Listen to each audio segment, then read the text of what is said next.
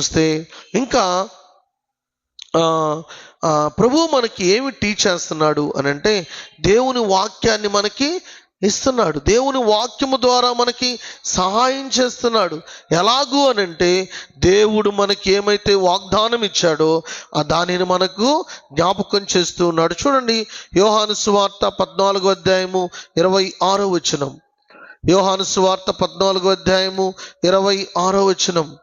యోహాను సువార్త 14వ అధ్యాయం 26వ వచనం చూడండి. ఆదరణకర్త అనగా తండ్రి నా నామమున పంపబో పరిశుద్ధాత్మ సమస్తమును మీకు బోధించి నేను మీతో చెప్పిన సంగతులన్నిటిని మీకు జ్ఞాపకము చేయును. God will remember. దేవుడు జ్ఞాపకం చేస్తాడు. ఆల్రెడీ ఏం చెప్పాడు?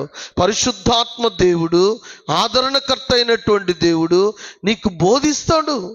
తర్వాత సంగతులన్నిటిని మీకు ఏం చేస్తాడంటే జ్ఞాపకము చేస్తాడు. సో కాబట్టి ప్రియులారా, అలాగుననే ఎఫెసీయులకు రాసిన పత్రిక 6వ అధ్యాయం 17వ వచనం చూడండి. ఎఫెసీయులకు రాసిన పత్రిక 6వ అధ్యాయం 17వ వచనం కానీ చూస్తే ఆ వాక్యంలో ఉంటుంది కదా, చూడండి. మరియు రక్షణయను శిరస్త్రాణమును దేవుని వాక్యమును ఆత్మ ఖడ్గమును ధరించుకొనిడి.